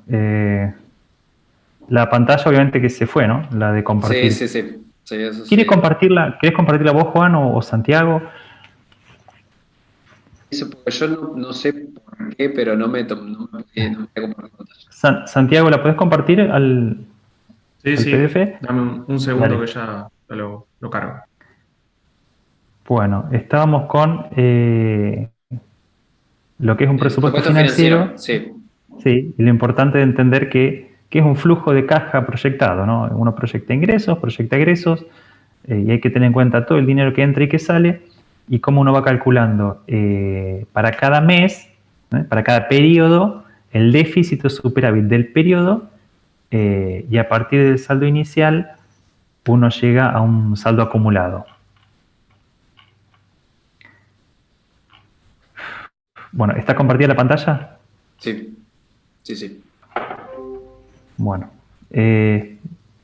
voy a ingresar con mi celular porque la computadora no. Ahí está, ahí me la muestra. Ahí me la muestra. Bien. Si querés, anda a la que dice ejemplo presupuesto financiero. Anda esa. Bueno, ahí tenemos. Fíjense, yo parto, en este caso se realiza un presupuesto financiero para un trimestre, el trimestre julio-septiembre. Se parte con un saldo inicial de 155.000 pesos. En esta empresa que vende aros y pernos, tiene ingresos en julio por 621.000 pesos, egresos de sueldos, proveedores y demás, incluso fíjense el saldo IVA a depositar, este concepto del IVA que les decía la otra vez.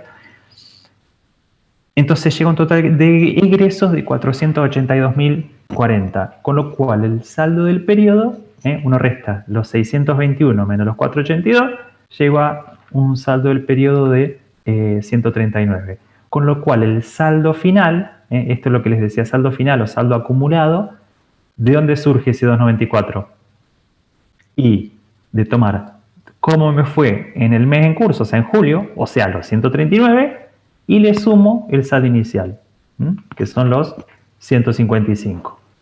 Obviamente, como el presupuesto financiero tiene una apertura mensual, ¿con qué dinero empiezo agosto? O sea, ¿cuál es el saldo inicial de agosto? Y lógicamente, el saldo inicial de agosto es el saldo final que había al final de julio.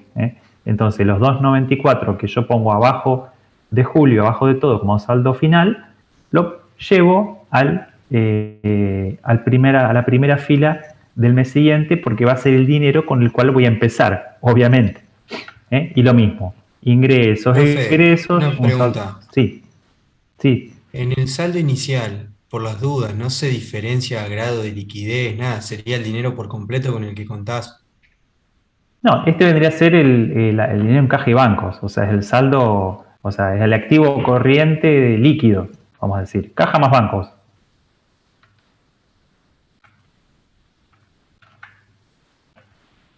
Hola, ¿se entendió? Profe, Sí. una pregunta. Entonces, cuando vas a sumar el saldo acumulado al saldo final, a ese saldo del periodo le sumás el saldo inicial, o sea, el primero de todos. Claro, Pero ¿y por qué exactamente. si después vos a veces le sumaste los ingresos y a eso le restaste los egresos? ¿No estaría incluido ya?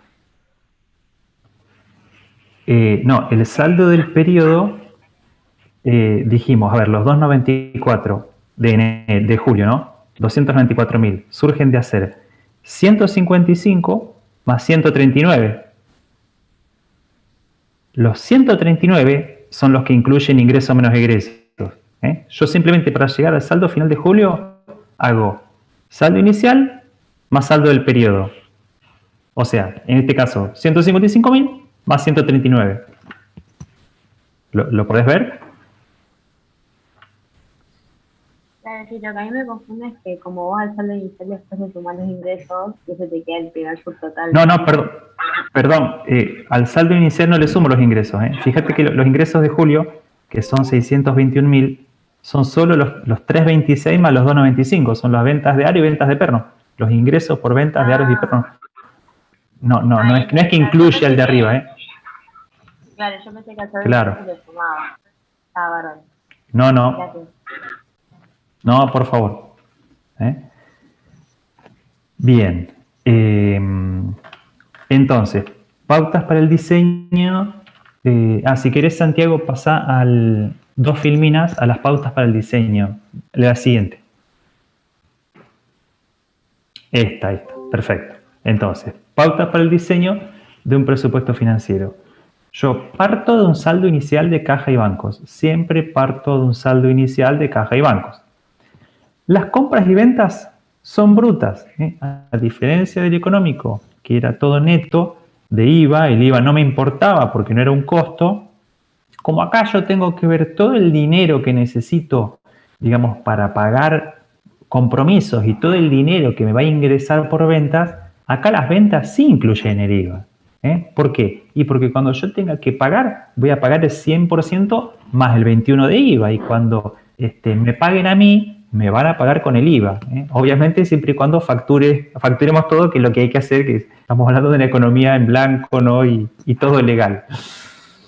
¿Qué otra pauta importante? Los plazos de pago y plazos de cobro. Es decir, cuando uno piensa en la cabeza, se pone en presupuesto financiero, es decir, tengo que planificar para adelante con cuánto dinero voy a contar. Es fundamental que te digan cómo van a pagar las compras y cómo vas a cobrar las ventas. Es decir, las ventas las cobro al contado, una parte al contado y otra en cuotas. Me pagan a 30 días, a 60 días. Eso me va a permitir entonces decir, bueno, lo que vendí en enero lo cobro en marzo, lo que a 2 meses, ¿no? Lo que vendí en febrero lo cobro en abril, y así. Entonces, eso te va a permitir a vos hacer esa presupuestación de caja. Fundamentales los plazos de pago y plazos de cobro. Es decir, es lo primero que uno tiene que preguntar cuando te dicen hacer un presupuesto financiero. Bueno, ¿cómo cobro y cómo pago? ¿A cuántos días? Bien. El IVA, es decir, hay que calcular el IVA a depositar. O sea, el IVA es como que en el presupuesto financiero tiene un doble juego. No solo tengo que considerar las ventas y los costos con el IVA incluido, sino que tengo que calcular, que esto, bueno, lo vamos a ver en la clase que viene, tengo que calcular cuánto es el IVA a depositarle a AFIP. El IVA a depositarle a AFIP es un concepto aparte que surge de la diferencia entre todo lo que vendí y todo lo que compré. Es decir, todo lo que vendí, el IVA, y todo lo que compré, el IVA, se restan y se llega a un saldo a depositar de IVA. Obviamente el pago de cuotas de, qué sé yo, por ejemplo, de un préstamo. Es decir, si yo tomo un préstamo en el ejercicio anterior y estoy haciendo el presupuesto para el siguiente, tengo que considerarlo. Tengo que considerar, como dijimos, el cobro de alguna deuda vieja, algún egreso extraño que haya que yo ya tenga planificado. El aguinaldo, el SAC.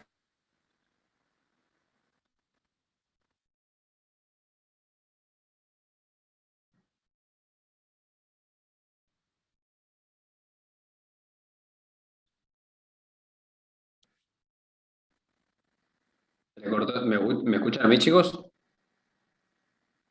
Sí. Algunos problemas de conexión.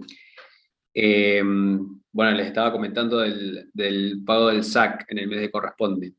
Así como, si recuerdan lo que habíamos visto en el presupuesto económico, que se va registrando el devengamiento, en el caso del SAC se va a registrar de forma íntegra en el mes que efectivamente se paga. Generalmente se paga en julio y en enero, pero bueno, eso también en los ejercicios que nosotros le vamos a plantear también le vamos a decir en qué mes se hace el pago del sueldo anual complementario. Pero bueno, generalmente es en julio y en enero, que es efectivamente en el mes en donde se lleva a cabo el egreso de dinero, ¿sí? Y después también el tema de los anticipos de impuestos, en el momento mismo en donde se hace la liquidación del anticipo de impuesto y que se lleva, digamos, se paga ese anticipo.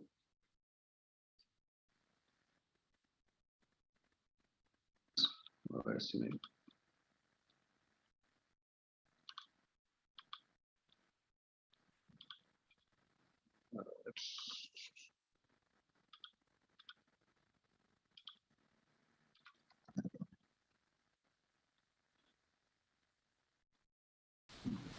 Hola, ¿me escuchan ahora?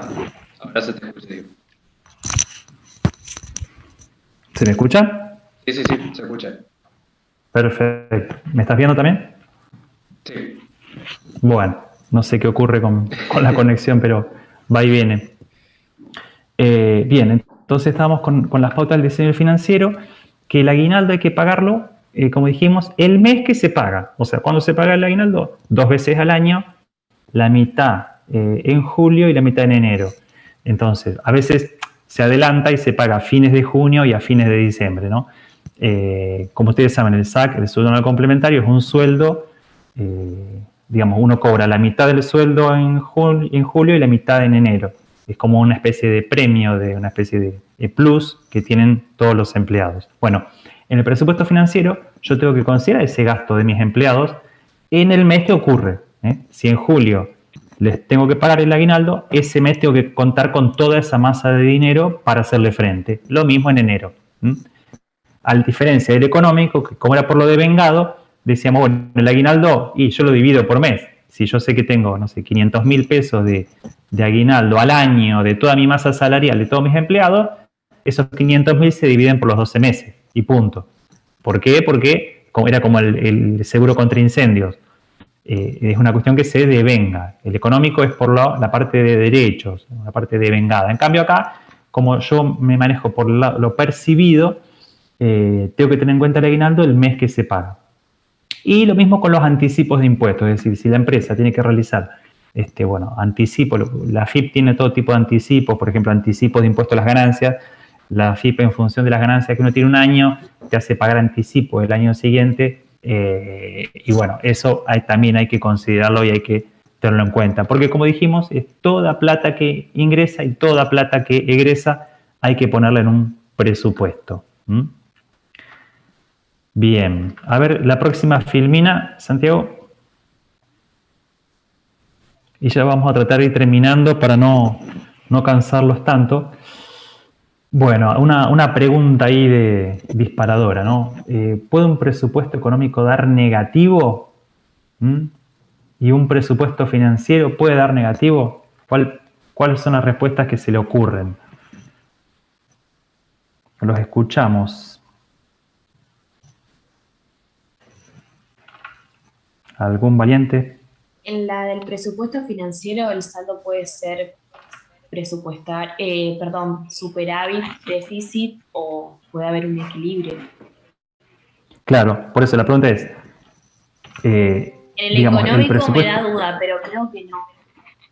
Claro, pero la pregunta sería, el presupuesto financiero que vos mencionaste, el acumulado, o sea, no el saldo del periodo, el acumulado, el saldo total, ¿puede dar negativo? No. No. Dice que no.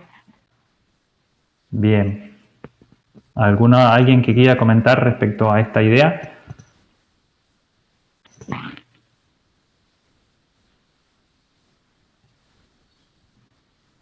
Para mí puede ser, porque puede haber algún negativo caso. A ver. ¿De uno? Sí. Gabriel. No, que, por ejemplo, si el saldo inicial no llega a absorber el saldo del periodo que es negativo, ahí estaría negativo. ¿Y crea un déficit o no? Claro, pero ¿cómo yo puedo, cómo puedo tener, vos pensás que el presupuesto financiero es plata en caja y bancos, ¿no? ¿Cómo yo puedo tener menos plata? O tenés plata o tenés bolsillo vacío. Cuando ¿podés tener menos 1.000 pesos en el bolsillo? ¿Se entiende la pregunta? ¿Está el giro en descubierto o no? Ahí me gustó. Exactamente.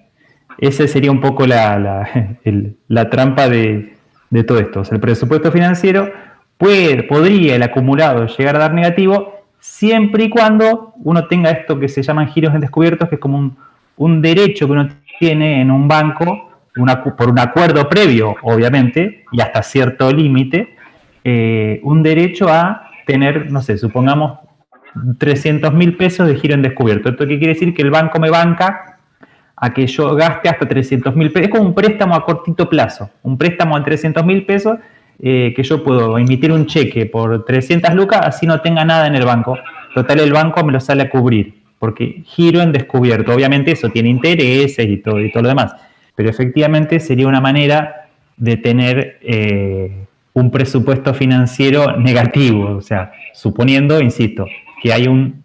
lo cual, en realidad también alguien me podría decir, no, pero en ese caso tampoco es que da negativo, porque lo que el banco te da en descubierto lo podrías poner como ingreso, como préstamo de corto plazo. Digamos, quedarías en cero, ¿no?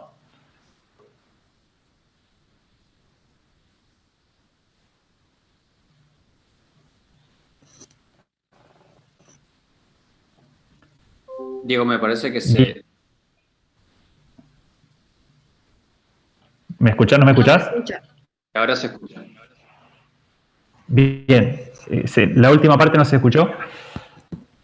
Solamente la parte que planteabas, digamos, el interrogante de poner como préstamo la parte de giro en descubierto. Claro, y decía que de todas maneras alguien me podría decir, bueno, pero ese giro en descubierto es un ingreso.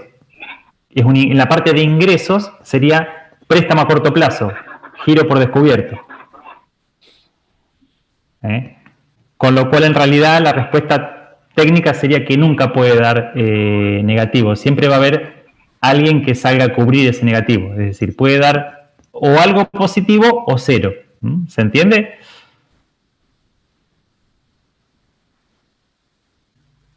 Sí, profe. Bárbaro. Bueno, y el económico es un poco más sencillo, el económico.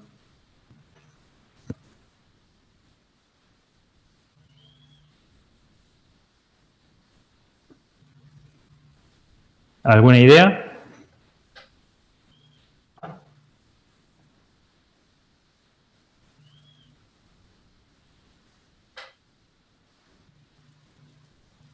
Que hablábamos al principio de la clase, chicos, acerca de los resultados que arrojaba. Puede ser que sí, porque justamente son las cuentas de resultados negativos o positivos. Si querés más resultados negativos, te va a dar negativo, ¿no? Claro, efectivamente, un presupuesto económico, digamos, cuando dan resultados negativos, bueno, eso, digamos, sería un presupuesto que da pérdida, un resultado económico que da pérdida, lo cual eso después en el balance se materializa a través de la reducción del patrimonio neto. Pero bueno, ese es un tema contable. Pero bueno, para unirlo un poquito con esto del balance, digamos, del presupuesto integrado, que incluye la parte, digamos, patrimonial también. Uno pierde, uno tiene resultados negativos y eso hace que disminuya, el patrimonio neto. Así que bueno, Juan, me parece que ya por hoy ya estamos, me parece que se hizo muy largo, 2 horas de Zoom ya, bueno, ya es bastante cansador.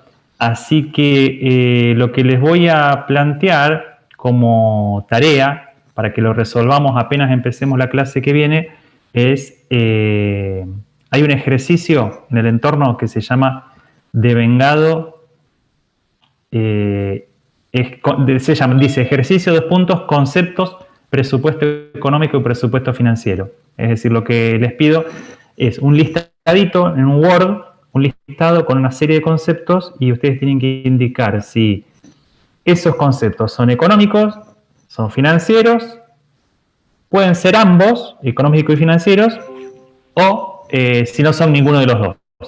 Es como para empezar a mover las neuronas de esto de la diferencia entre devengado y percibido, ¿no? Que es la base para poder después resolver los ejercicios y poder armar un presupuesto económico financiero y saber qué poner en cada uno, ¿no? Así que, bueno, les propongo, si alguno lo tiene abierto, lo pudo descargar, por ejemplo, empieza con el concepto ventas. El segundo concepto es... Ahí está, perfecto. Gracias, Santiago. Por ejemplo, ventas, uno diría que es un concepto económico. En cambio, ingresos por ventas es un concepto financiero. Porque fíjense, si bien hacen referencia más o menos a lo mismo, que son las ventas, uno son las ventas generadas, lo que decimos el derecho a la venta, y el otro es el ingreso por la venta, es cuando yo estoy cobrando lo que vendí.